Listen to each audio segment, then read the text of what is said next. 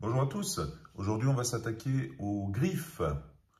Bien entendu, c'est une bague avec le corps en certi-grain, découpe traditionnelle, ce que on connaît, vous avez sans doute déjà vu. Et on retrouve les griffes, donc griffes rondes. Donc on va s'avancer, voilà. Alors, donc les griffes sont des tiges, donc il y en a une qui a été sucrée parce que ça a bougé. On va se mettre comme ça pour mieux voir de l'autre côté, voilà. Donc c'est une batte, donc un chaton qui est ajusté, adapté en fonction de la pierre qu'on va mettre, donc le diamètre qui sera mis en place. Donc je vais zoomer un peu plus. Donc la pierre est ajustée dans cette batte. Donc ici on a la batte. Donc la pierre est, pardon, on prend la fraise, on ouvre un petit peu là-dessous pour que l'assise de la pierre se fasse, parce que sinon elle va être embutée et la pierre va être plus haute. Ensuite on donne un coup de fraise dans les griffes, donc dans une petite partie de la griffe où il y a une assise qui se fait, donc c'est le rondis qui doit s'intégrer.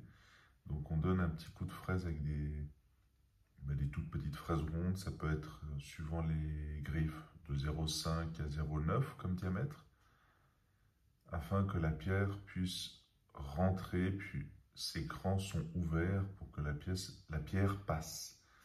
Donc dès que la pierre est passée, donc elle s'assoit, on pousse les griffes, on rabat en plaquant contre la pierre et qu'elle fasse une très légère bascule vers le haut pour que ça soit bien serré.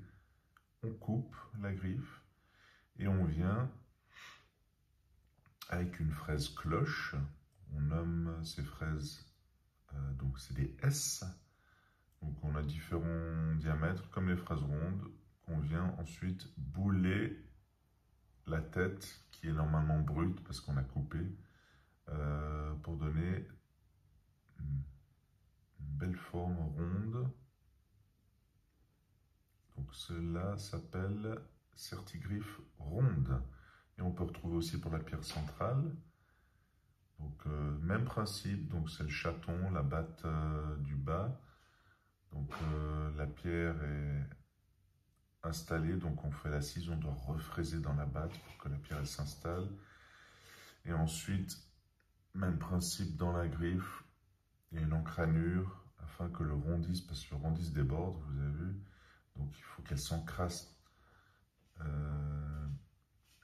qu'elle s'intègre dans la griffe. Et après, la griffe est poussée en avant afin de serrer la pierre. On coupe et on vient bouler, plaquer sur la pierre afin de donner ce gros dôme qui est esthétique. Voilà, une technique très ancienne qui existe depuis des centaines d'années. Donc ce certi, donc le certigriffe permet de... En fait, c'est un certi très aéré, très connu pour les solitaires, pour pouvoir voir la pierre par rapport au clos qui est complètement fermé. Donc tout ça c'est ouvert, on peut aussi voir là-dessous, puis très souvent dessous aussi. Donc la pierre est plein pot ouvert, lumière, directe. Après, la seule différence au niveau résistance, la pierre est plus soumise au risque, au choc. Donc si on a une frappe, un choc, voilà, la pierre elle est plus, comment dire, elle est ouverte, donc elle risque plus qu'un clos. Mais bien entendu, la griffe est beaucoup plus élégante, la pierre est ouverte, donc ça n'a rien à voir d'un clos. Voilà, n'hésitez pas en cas de questions, si vous avez aimé ou pas, n'hésitez pas à liker, commenter, partager, et je vous dis à bientôt.